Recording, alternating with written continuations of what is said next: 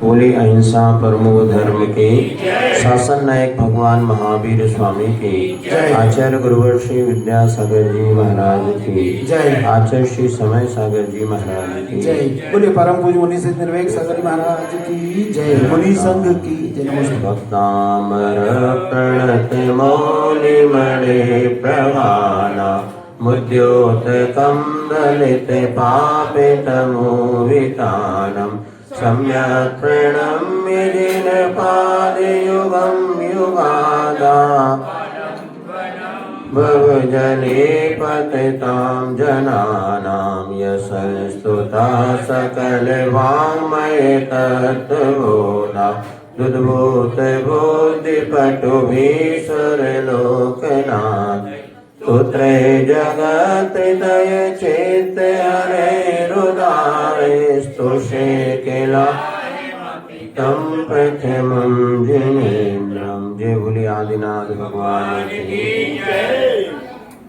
प्रथम तीर्थंकर आदिनाथ भगवान की स्तुति करते हुए मानतुंग महाराज ने जो भक्तांबर स्तोत्र की रचना की, जिसमें कि 48 काव्य हैं, संस्कृत भाषा में लिखी हुई रचना बसंत तिलका छंद में लिखी गई और इसका में आदिनाथ भगवान की स्तुति करते हुए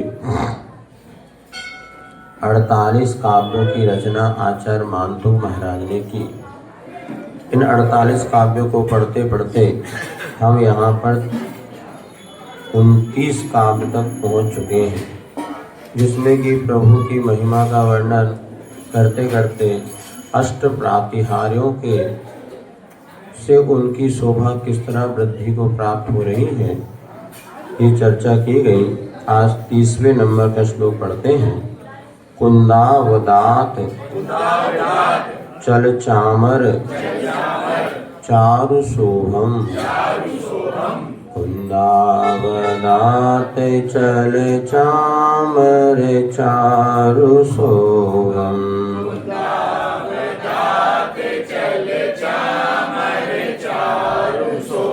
विभ्राजते तव मुखाब्ज विभ्राजते तव बपू कलधौत कांतम विभ्राजते तव बपू कलधौत कांतम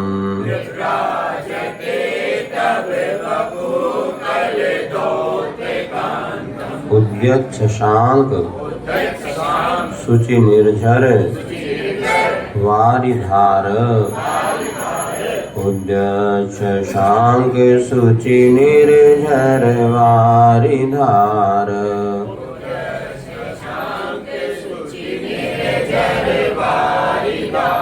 मुच्चैस्तटं सुरगिरिरिव शातकौंभम् मुच्चैस्तटं सुरगिरिरिव शातकौंभम्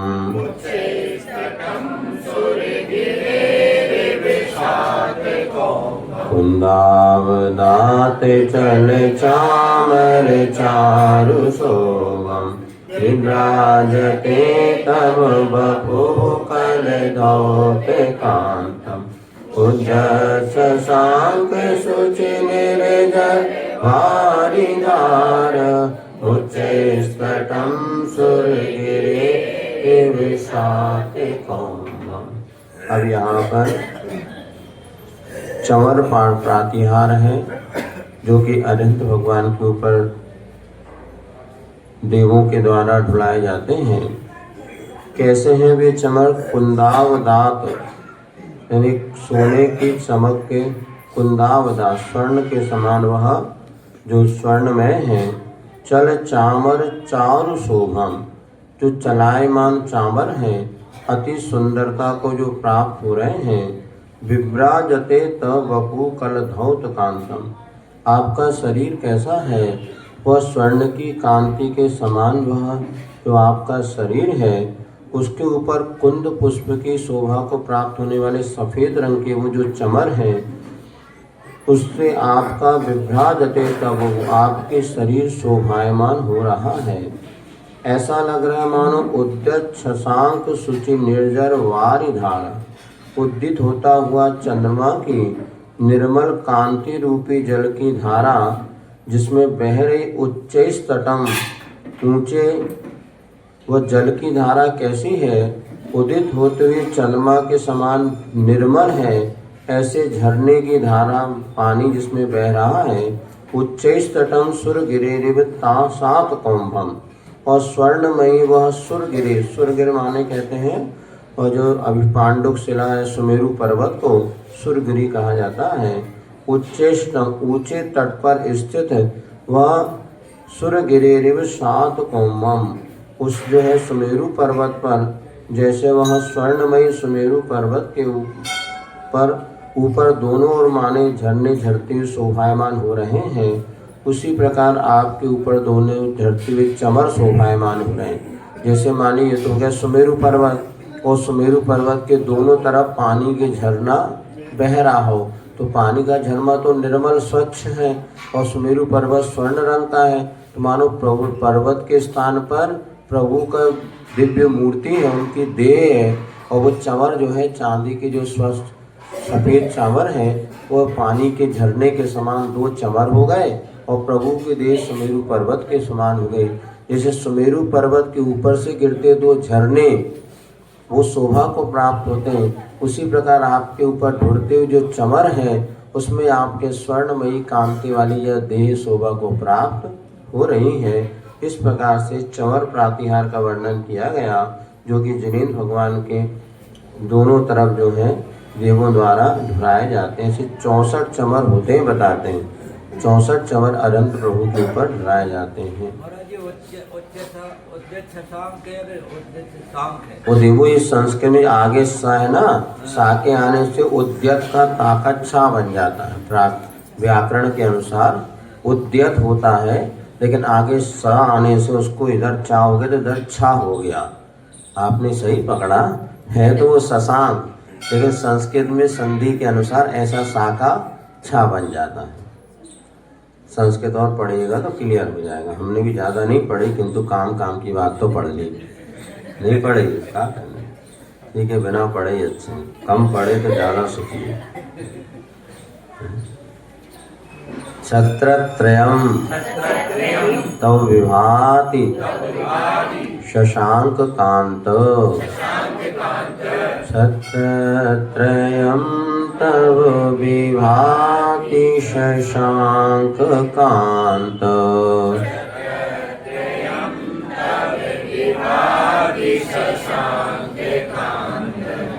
मुच्चै स्थितम्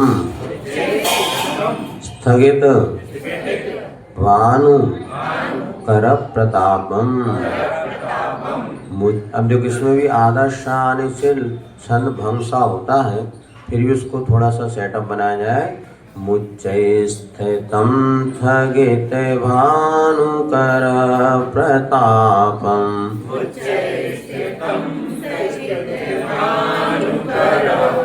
यदि साथ को थोड़ा साइलेंट करते हुए बोलेंगे, मुच्चै स्थितम स्थगित भानुकर प्रतापम,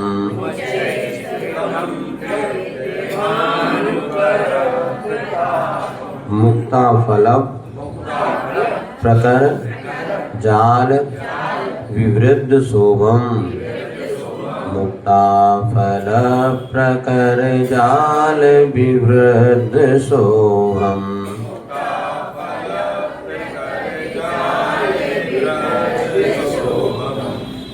प्रख्यापयत् त्रिजगता परमेश्वरत्वं, प्रख्यापयत् त्रिजगता परमेश्वरत्वं,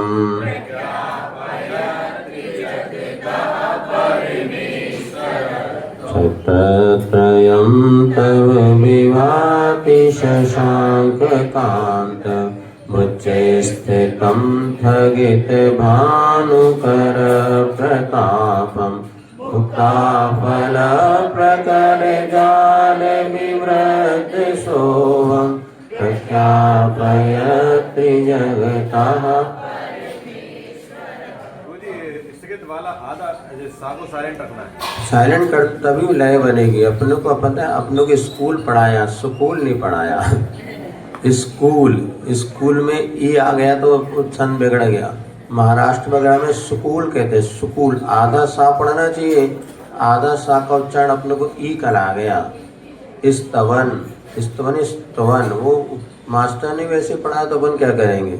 एक बार बताएं। इसको स्थगित ही पढ़ेंगे। स्थगित भी बोल दिया तो सा कई बार, जैसे इसमें कई जगह आप पहला अक्षर लोप करके भी पढ़ लिया जाता है तो चलता है। फिर धीरे धीरे अपन जब पढ़ते स्थगित भी पढ़ेंगे तो ज़्यादा ई पर जोर नहीं पड़ेगा। इसलिए मुच्चै स्थतम थगित भानु, छंद ना बिगड़े ऐसा ध्यान रखिए।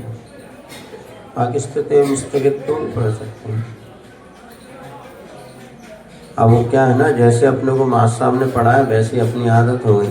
एक बार सुनाया था ना आपको, एक बच्चा एक बाहर से इंटरव्यू लेने वाले पूछे, बोले बच्चे से पहाड़ा गिनती सुना। बोले मास्टर साहब 1 2 3 4 5। बोले 2 3 कोई होता है क्या? तो उसके गुरुजी से पूछा, बोलो क्या है, कैसा बच्चा? बोले महाराज मास्टर साहब ठीक है, तो पढ़ रहा है बेचा 1 2 3 ऐसे तो बोला जाता है। मास्टर ही टोटला था, बच्चा भी तोतला बोलेगा, बच्चा कहाँ से अच्छा बोलेगा? मास्टर ने 2 सिखाए नहीं, बोले 2 तो बोलेगा 2, 3 तो 3। अपने मास्टर ऐसे अपने आप बोली, जगह जगह की बोलियों से उच्चारण में अंतर आ जाता है। वही महाराष्ट्र वाले बोले बहुत धीरे धीरे हिंदी में बोलेंगे, और अपन लोग ये आते अपन जल्दी जल्दी बोल जाते हैं। आदत पूजन करने वाले आधे से ज़्यादा लोगों को उच्चारण ओम रीम श्रीम में क्या बोलते हैं, भगवानी मालिक होता है। रीम को तो लोग हीरीम बोल ही नहीं पाते, ओम रीम। जिसमें रीम तो है नहीं, पहले हा है बाद में ओम ह्रीम। अब इतनी जल्दी देर बोलो, समय कौन के पास है? ओम ह्रीम श्री देव शास्त्र गुरुभ्यो, ऐसा बोला। वहाँ तक तो समय नहीं, इतनी देर में 2-4 पूजा और निपट जाए। सब निपटाने के चक्कर में अपने निपट रहे हैं भैया। वास्तव में हमारी क्रियाएं जब तक भाव को नहीं पकड़ेंगी तब तक कोई लाभ नहीं। ये धार्मिक क्रियाएं हैं, धर्म तो वास्तव में आत्मा का परिणाम है। जिसे अपन कहते हैं सम्यक दर्शन, सम्यक ज्ञान, सम्यक चारित्र। ये रत्नत्रय रूप जो आत्मा का परिणाम है ना, ये परिणाम उसको थोड़ा ऐसा कर लो, बच्चों के इधर खिसक जाएगा वो। तुम दादा इधर आगे आपके देखना, बीच में आ जाएगा। अब देखो, हाँ मूल तो रत्नत्रय अपने परिणाम। बैठो वही अच्छा ना, बढ़िया देखना, बैठ जाओ। तो रत्नत्रय अपने भाव है, परिणाम है। ये जितनी भी बाहरी क्रियाएं हैं, पूजन पाठ स्वाध्याय गुरु संग, ये सब उन परिणामों की निर्मलता का कारण बनना चाहिए। अब वो निर्मलता का कारण नहीं बने तो क्रियाएं हमारी समीचीन फल हमें दे नहीं रही। सब हम कर रहे हैं लेकिन वो फल क्यों नहीं मिल रहा? क्योंकि हमने उस क्रिया कर तो रहे, क्रिया क्यों की जाती है ये हमें ज्ञात नहीं। तो वास्तव में ये धर्म तो अपने भीतर की परिणति का नाम है। तो ये बाहरी तपस्या, मुनि व्रत धारण करना, हानिका व्रत धारण करना, त्याग करना, ये सारे के सारे उन धार्मिक क्रियाएं हैं जिससे हमारा मूल अंतरंग जो धर्म है वो पवित्र हो सके। अब कई बार क्रिया सारी करने, अंतरंग में कोई परिणमन नहीं। इसका ये कारण होना है कि लोग जिंदगी हो गए पूजा करते आ रहे किंतु फिर भी आत्मा की शांति नहीं, कि उन्होंने पूजा के भावों को नहीं पकड़ा और उनको स्वास्थ्य में मजा आ रहा, करने वाले को कराने में मजा आ रहा, दोनों की अपने आप में चल रहे। ये वस्तुस्थिति देखा जाए तो अंतरंग परिणति का नाम है धर्म। आचार्य स्वामी समुद्र स्वामी ने लिखा सम्यक दर्शन ज्ञान चाहिए, ये धर्म है। उमा स्वामी ने लिखा ये मोक्ष मार्ग है। तो सम्यक दर्शन ज्ञान चारित्र क्या है? आत्मा की पवित्र परिणति का नाम है। बाहरी देवशास्त्र गुरु पर श्रद्धान करना ही हमारा बाहरी धर्म। इसके निमित्त से अगर आपकी परिणति निर्मल हो रही है तो वो भीतरी धर्म वही वास्तव में धर्म है। इन क्रियाओं को हम जितना कर रहे हैं करना, लेकिन क्रियाओं का प्रतिफल क्या होना चाहिए? हमारे आत्मा की परिणति की निर्मलता बने। नहीं, आज बहुत कम लोग धर्म कर भी रहे हैं तो क्रिया के रूप में कर लेते हैं, लेकिन उसके अंतरंग में परिणति, बाहर में घंटी भले बजा लो किंतु भीतर में कोई परिवर्तन हो तब तो ठीक है। मंदिर में जाके घंटी बजाना, ये सब के हम बाहर के विकल्पों को छोड़ करके अपने परिणामों की निर्मलता के लिए पुरुषार्थ करने जा रहे हैं। तो पूजन करते समय स्वाध्याय वो अंतरंग में कुछ प्रभाव होना चाहिए, अन्य तो बाहरी क्रिया क्रिया के रूप में रहती हैं। यहाँ पर ये बता दिया छत्रत्रये तव विभाति शशांक, 3 छत्र हैं तब विभाति शशांक आपके ऊपर, उच्च स्थितम लिखा ना, उच्च ऊपर स्थित, स्थगित माने स्थित हुए जो तीनों छत्र हैं शशांक चंद्रमा की कांति वाले शोभा को प्राप्त हो रहे हैं। कैसे? भानुकर प्रतापम, मानो सूर्य की किरणों के प्रताप को स्थगित जिन्होंने रोक दिया है। जैसे आप छाता लगाते हैं तो सूर्य की किरणें आपके ऊपर नहीं पड़ती, तो ऐसे ही लग रहा है मानो वो 3 छत्र ने सूर्य की किरणों के प्रताप को जो रोकने में समर्थ थे, ऐसे तीनों छत्र शशांक कांत अर्थात चांद चंद्रमा की कांति के वाले, इसलिए प्रायः जो छत्र लगाए जाते हैं वो चांदी के होते हैं। स्वर्ण छत्र चढ़ाने की परंपरा नहीं, वो कोई विशेष, लेकिन स्वर्ण छत्र नहीं, सफ़ेद या सफ़ेद सोना भी आता क्या भैया? सुनते हैं प्लेटिना या कोई अच्छा, वो सफ़ेद सोना कहते हैं, या तो उतने और महंगा है तब पर 14 कैरेट वाला सोना गुरुजी चांदी जैसे ही दिखता है। हाँ वो होगा। तो यहाँ पे चांदी जैसा छत्र होना चाहिए। तो यहाँ पर शशांक कांत जो लिखा है, और 3 छत्र होते हैं। कितने? 3 छत्र, 1 छत्र नहीं 3 छत्र। और वो कैसे? एक के ऊपर एक, तो सबसे नीचे बड़ा, फिर मंझला, फिर ऊपर छोटा छत्र होना चाहिए। तो ये होना चाहिए। कई बार क्या होता है कि छत्रों में प्रायः, अब तो बहुत अच्छा हो गया, पहले आप देखते तो टूटा फूटा एक लगा दिया, ये कर दिया, नहीं, 3 छत्रों सुंदर उसकी शोभा। और कैसे हैं बता रहे हैं, मुक्ता फल प्रकर जान विवृद्ध शोभम, बढ़िया उस छत्रों पे मोती की लड़ियां लगी हुई हैं।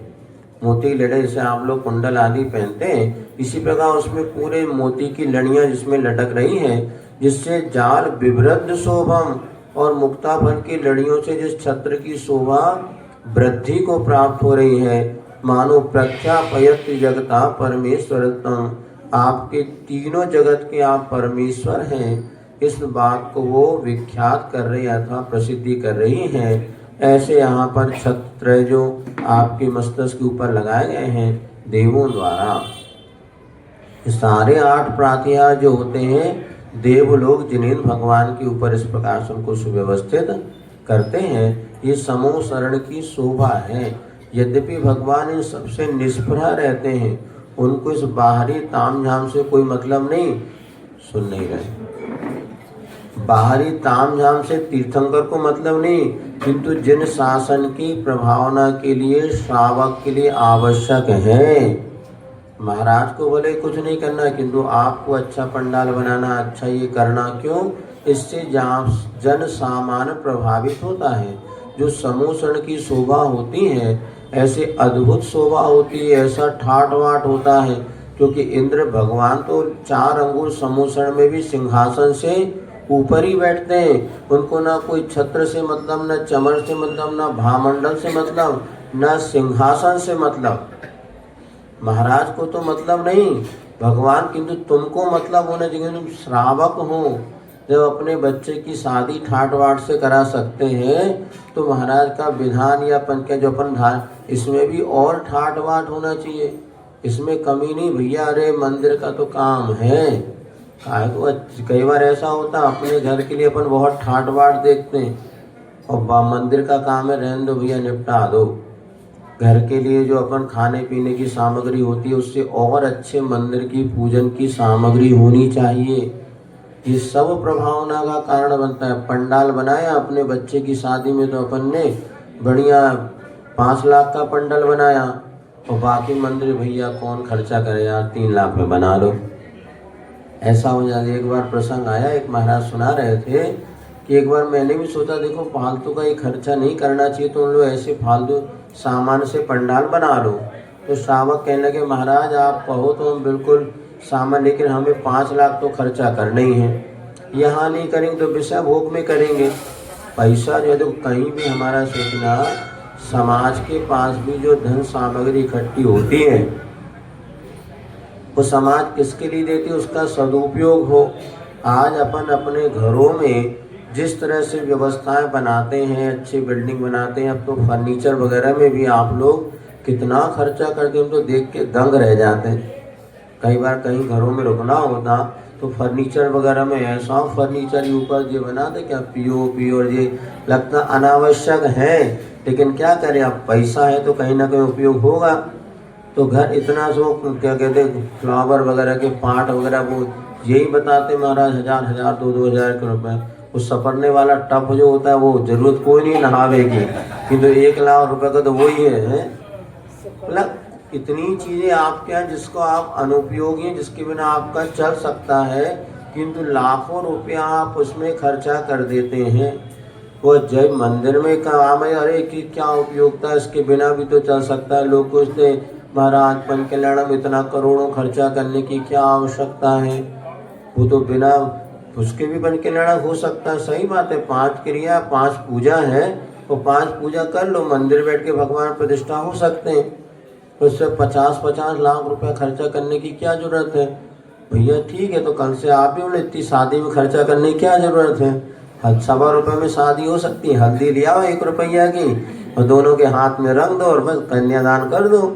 इतना ज़्यादा मतलब संसार कार्यों में जब हम खर्चा करते हैं तो उससे अधिक अपने को धर्म कार्य में खर्चा करेंगे तो आपको अच्छा पुण्य का कारण बनेगा, और संसार कार्यों में करेंगे तो पाप बंध का ही कारण बनेगा। अब देखो, जो अपने घर में साड़ी पहननी है वो तो 5000 की साड़ी लाते हैं। कोई बढ़िया हथकरघा कि अरे महंगी साड़ी है 1200 रुपये की, कहाँ खर्चा करे, कमेटी दे दे 800 में तो अच्छी।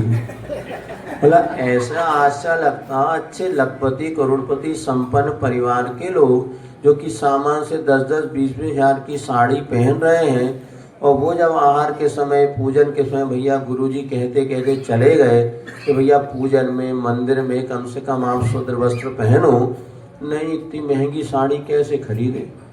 बोले ये 1200 की महंगी लग रही है, जो कि बेचारे कितने लोगों का पेट पाल रही है वो साड़ी, और वो जो 10,000 20,000 की जो कि साल में एक बार निकलती है, तिजोरी में बंद रहती है, और वो निकाल के 25 कम बता रहा हूँ तो 1-1 सवा लाख का बताती है। जो आजकल जो आ रहा है ना शादी में जो क्या पहनते हैं, इतने के आते हैं ना, बताओ। हाँ, ये चुन्नी 1-1 1.5 लाख का बताते आते, नहीं आते, सस्ते आते। और हम तो इंदौर में थे, वहाँ सोच जाते, वहाँ सामने लिखा था बता दो मेरा 1-1 लाख तक के आते हैं, इनमें और ज़्यादा आते। अरे तुम सुनो, जब वो 4 करोड़ का हैंडबैग हो सकता है नीता अंबानी का, वो हैंडबैग 4 करोड़ का, इतना सा पर्स वो में कछू ना आए।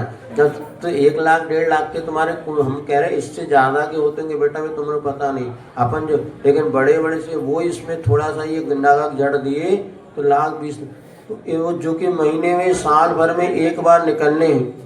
आश्चर्य लगता तुम लोग आभूषण जो पहनते हैं, इन आभूषण में एक अंकल जी बता रहे थे अंगूठी मेरी 5 लाख की है, इतना सा ही, मतलब ये अंगूठी तो 7 लाख की है, इसमें जो नग जड़ा हुआ है कौन सा हरा मीरा नहीं मस्त क्या कह रहे हैं पता नहीं, वो लाल लाल सा होता है तो हाँ, ये 5 लाख का तो ये, और अभी 6.5 लाख में इसकी बिक्री के लिए लोग पैसा लगा सके। लहसुन महसुन क्या कहते हैं ना, लाल सा कोई होगा, वो छिंदवाड़ा वाले अंकल जी आया था ना, वो कहते 6.5 लाख तो उसकी कीमत अभी लग चुकी है। वो इतना सा नग है मात अंगूठी में, और सोने चांदी वो अलग, मतलब 6 लाख की तो अंगूठी पहना पट्ठा और पट्ठियाँ, तो भी 1200 की साड़ी खरीदने में जी पे आता। वो तो महाराज मंदिर से मिल जाए 500 की तो ज़्यादा अच्छा। जहाँ बुद्धि भ्रष्ट हो रही, अरे अपने को सुन जाती है आज हमारे का हम सक्षम है महाराज 10 लोगों को हम अपने हाथ से साड़ी भेंट करेंगे, क्या पड़ना 1000 बात 10,000 रुपये। अब यही हमारा कहना, सुनो अपन इतना कार का अपने यही विचारना है। हम तो इसलिए हमने कहा शिविर वगैरह में क्यों, इस निमित्त से लोगों कम से कम अपने जो सात्विकता गुरु जी ने तुम्हारे पहनावे को शुद्ध बनाने के लिए आज कितने त्यागी ब्रह्मचारी जो दीक्षा लेके अपना कल्याण कर सकते थे, नहीं भैया जी इनका समाज का भला हो, इसलिए तुम इस कार्य में जुटो। आज 90% उसमें त्यागी व्यक्ति ऐसे जो कि जुटना नहीं चाहते, नहीं गुरु जी की आज्ञा है सो करने लगे। वो नहीं तो सब मुनि महाराज आर्य बन के साधना त्यागी, लेकिन वो इस कार्य में इसलिए जुड़े कि भैया समाज में कम से कम गुरु जी का जो भाव था कि मंदिरों में कम से कम शुद्ध वस्त्र पहन करके आए। देखो इतनी सभा में एक ही है हथकरघा की साड़ी पहन के जो मंदिर पूजा करने आए, और धोती तो उनको मतलब इतने लोगों को मिली, लेकिन वो मानसिकता चौके में हमें भगाने लगे। वो नहीं मानेंगे, इसकी सब पता है, हमारा धुल नहीं पाए सूखने, इतने नखरे बताते हैं। अब हमने कहा भैया चौके में तो उससे आप फिर भी दया आ जाती है, एक आध गिलास तो ले ही लो, तो ले लेते। नहीं, हम तो ये सोचना चाहिए इस प्रकार से हथकरघा आदि के माध्यम से वो अपने ही शरीर की, मन की और वाणी की पवित्रता में निमित्त बनते हैं। ये प्रसंग आपको कह रहे थे। तो यहाँ पे ऐसी स्थिति है कि अच्छा वो अच्छे भी लगते, ऐसा नहीं बुरे लगते। आप देखो इतने लोग बैठे, इनमें इनके देखो जो हथकरघा कितने अलग ही पहचान होती है। तो वैसा भी नहीं कि उनको बैकवर्ड लग रहे, देहाती धौड़ जैसे लग रहे तो काय को पहने। अरे ये तुम्हारी टेरी मेरी काटकी का हानिकारक भी होती है, सब कुछ है। बढ़िया होना चाहिए अपने पास, जो सक्षम है, संपन्न है, तो क्यों ना ऐसे वस्त्रों का हम प्रयोग करें जिससे हम अभी इसमें आप पूरा एक पढ़ लेना लेख हमारे पास भंडार। ये जितने आप लोग कपड़े पहनते ना, इसमें क्या होता, हवा का प्रवाह रुक जाता, अंदर नहीं अनेक प्रकार के चर्म रोग और जो आपको अनेक बीपी आदि, क्यों जैसे हवा होनी चाहिए वो नहीं होती। पहले अपन लोग देखो ये बीमारियां घरों में होती ही नहीं थी। अब आप जो वस्त्र जो 24 घंटे पहनते हैं, उन वस्त्रों ने आपके शरीर के अंदर जो हवा आदि, जो ऑक्सीजन वगैरह मिलनी चाहिए, मान नाक से ही हम सांस नहीं लेते, पूरे शरीर से सांस लेते हैं। जो घड़ी घड़ी का पट्टा जहाँ बनता है, जब खोलो तो कैसे सफ़ेद दिखने लगते हैं। तो वो क्या होता है, जो चाहिए वहाँ वातावरण मिल ही नहीं पाता। वो सब करना चाहिए। इसी प्रकार से अपन कह रहे थे कि मुझसे ये जगत, तो श्रावक साधु भले अपने आप में लीन रहे, किंतु श्रावक को धन के माध्यम से जन शासन की प्रभावना करने में पीछे नहीं हटना चाहिए। भगवान तो निष्प्रह है, लेकिन इंद्र ने उनकी सारी व्यवस्था करी, छत्र चमर भामंडल सैनिक, ये समूषण आप कभी देखेंगे। अभी वहाँ पर जो समूषण की फिल्म वगैरह, उसमें कितना ठाठ अद्भुत दिखाया था। ये सब इंद्र के द्वारा किया जाता है। क्यों किया जाता है? हमारे प्रभु जब 3 लोक के नाथ बन चुके हैं, तो हम वो तो अपने शब्द अपने मुख से नहीं कहेंगे, हमारा कर्तव्य हम जिन शासन की प्रभाव ना करें। आज आप देखो जैनेतर बंधु भी जो है इस बात को समझते हैं कि दिगंबर गुरुओं की, दिगंबर धर्म की कैसी चर्या होती है, तो उनका मस्तक स्वयं झुक जाता है। इसीलिए गृहस्थ दान और पूजा के माध्यम से अपनी जन शासन की प्रभावना करता है, वो करना ही चाहिए। लेकिन अब बहुत मुश्किल हो रहा है, जो कुछ कर रहे हैं सब महाराज जी को करना पड़ता है। अपन ही करो तब काम होता है, इससे बढ़िया नहीं करना ही श्रेष्ठ है। बस श्रावक करता है तो करना चाहिए, उसका कर्तव्य है। अपने मंदिर वगैरह भी ऐसा हो कि लोग हाँ देखो ये जैनियों के मंदिर है, ये जैनियों का, उतने चप्पल पड़ी है, उतने लगा है, कछु है नहीं है, टपरा जैसो पड़ो वाले मंदिर हैं जो जैनियों के, देख लो। हाँ रखवाली करते चप्पलों की सामने लोग। हाँ भगवान रखवाली कर रहे हैं, बहुत विचित्र है। लेकिन होना चाहिए। कई लोगों को देखा बहुत अच्छे तरीके जिन मंदिर आदि की व्यवस्था करते हैं, करना भी चाहिए। और ये सब जिन शासन की प्रभावना का अंग होते हैं, और श्रावकों का ये कर्तव्य है। पैसा जोड़ के रखने से कोई मतलब नहीं। श्रावक जो दान करता है वो इसलिए कि भैया इसका सत्कार्य में, प्रभावना के कार्य में उपयोग होना चाहिए। आज कई मंदिर ऐसे हैं जहाँ पर करोड़ों की प्रॉपर्टी है, उसके पीछे सारे चुनाव लड़ाइयाँ हैं। जैसे दिगंबर मंदिर होते तो कोई लड़ाई नहीं होती, ज़मीनें हैं, प्लाटें हैं, ये हैं, इसको लेकर के वो सारे के सारे संघर्ष और पैदा होते। इसलिए हम जब पाठशाला खुलाते थे पहले, हम कहते हर पाठशाला को दिगंबर रहना, अगले साल कुछ नहीं है तो अपने आप समाज देती हो, पहली से तुम रखे रहोगे तो काय को देगी। हमने देखा समाज में देने वालों की कमी नहीं है, बस उसका सदुपयोग करने वालों की कमी है। ये बता रहे, ठीक है ना। आगे एक और पढ़ते हैं। गंभीर तार रवपूरित दिग्विभागस, गंभीर तार रवपूरित दिग्विभागस,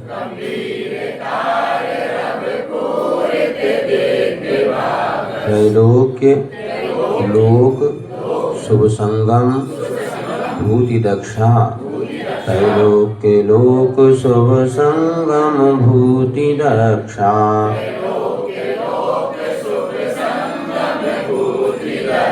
सद्धर्मराज जय भूषण घोष का सन। सद्धर्म राज जय घोषण घोष का सन।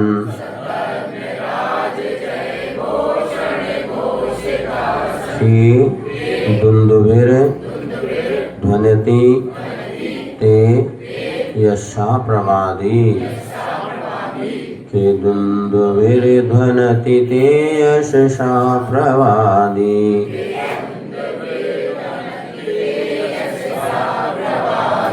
गंभीर तारे रव पूरित विभाग। त्रैलोक लोक शुभ संगम भूति। सद्धर्म राज जय घोषण घोष का सन। के दुंदुभिर ध्वनिति के। अब देखो, सत्य भी असली भी माल है, लेकिन एडवर्टाइज ना होना तो उसको भी कोई नहीं खरीदता। पर नकली माल है और एडवर्टाइज हो जाए तो लोग उसको खरीदने का मन बना लेते हैं। अब यहाँ पे तीर्थंकर भगवान की दिव्य ध्वनि अपने आप में कितना पुण्यशाली जीव है, फिर भी यहाँ पे देव दुंदुभी बाजा वहाँ बजता रहता है। वो देव दुंदुभी देखे दुंदुभिर ध्वनिति ते यशा प्रवादी। वो जो बाजा है उनके यश का ज्ञान करता हुआ आकाश में गूंजता है। क्या करता है? सद्धर्म राज जय भूषण घोष का सन। ये समीचीन धर्मराज यहाँ पर विराजमान है। आप लोग आइए आइए आइए। आज जैसे ने ऐसा उसमें लिखा है नंदीश्वर में भक्ति में कि आ देवों के भी देव पधारो, आओ जी आओ जी। अब तुम कोई को बुलाओ ना तो कोई नहीं आएगा। अब बात है इसलिए भी कभी भी प्रवचन हो या कोई इस समय आप विशेष रूप से लोगों को कहो तो नहीं मन बनाने वाला भी मन बना लेता है, और नहीं तो आया आया भी भग जाता है। कहता है तो आजकल जमाना है पूछने, कई लोग आते हैं। अभी हमने देखा यहाँ खड़े रहेंगे 2 मिनट सुनेंगे कि कोई ने कह दिया तो बैठ जाए, वो नहीं बैठे तो चुपचाप चले जाए। अब क्योंकि उनके एक तो संस्कार भी नहीं हो, कभी किसी ने कहा भी नहीं अच्छे का। एक जगह हमने देखा एक वो हमेशा भाई साहब स्वाध्याय में चलो ना, भाई साहब पढ़ने चलो ना। वो हमें जब छोटे 10 बार वो कम नहीं हमें समझ। फिर भी जो व्यक्ति मिलेगा मंदिर जा रहा हो तो 4 बार आपको कहता ही चलेगा। जब तुम लोग यहाँ बैठो तो भाई साहब थोड़ी देर प्रवचन में चलो ना, बहन जी बैठिए ना। तो ये आपको पुण्य का 6वां हिस्सा मिल जाएगा। भले वो बैठे अथवा हो सकता 2-4 बार बार बोलते बोलते उसका मन बन जाए, सत्कार से जुड़ जाए तो उसकी ज़िंदगी में क्या परिवर्तन।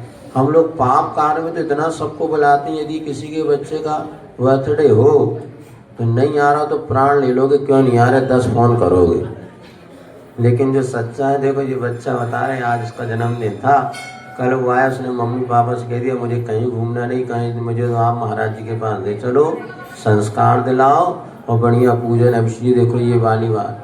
और वो आया कल, हमने तो कभी सोचा नहीं, कहा तो हमने कहा ठीक है भाई हमें क्या, बढ़िया वो आज सुबह तैयार मुंडन करा के सारी व्यवस्था से आ गया। तो अपन दे दो पाप कार्य में अपन दुनिया को करते नहीं, धर्म कार्य में अगर इस तरह से प्रभावना पूर्ण करें तो कितना अपना घर से निकलो 2-4 लोगों को कहते चलो भैया चलो आज प्रवचन में बैठेंगे अपन, नहीं जब आओ 2-4 लोगों को फ़ोन करके आओ कि चलो अपन चले, महाराज तो पढ़ाई ले 10 आएंगे तो भी पढ़ाएंगे और 20 आएंगे नहीं आएंगे तो नहीं पढ़ाएंगे। लेकिन 50 आप जितने लोग लाभ लेते भाई 1 घंटे ट्यूशन तो है ही पढ़ाना। तो इसमें भी पुण्य। यहाँ पर सद्धर्म घोष बाजे बज रहे हैं, दुंदुभी बाजा है, गंभीर तार और ऐसी दुंदुभी बाजा पूरे आकाश में जिसकी दिव्य ध्वनि गूंज रही है। त्रैलोक लोक सुसंगम भूति जगता, 3 लोक के प्राणियों को शुभ समागम की सूचना देने वाले। अरे कहाँ मोह नींद में सोए हो, कहाँ राग रंग में, चलो 1 घंटे कम से कम भगवान की दिव्य ध्वनि तो सुन लो। ऐसी प्रभावना करने वाला वो दुंदुभी वादन आकाश में गूंजता हुआ, यह भी एक प्रातिहार है।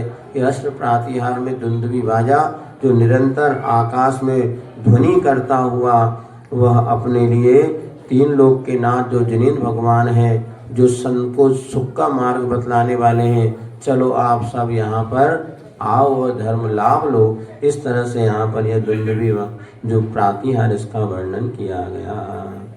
चलिए बहुत अच्छा। आज यहाँ पे वो कड़ी और जो ये बच्चे का जो अभी तक हुआ नहीं था, पहले हमने कई बार, लेकिन यहाँ पर 2-3-4 बार हो चुके।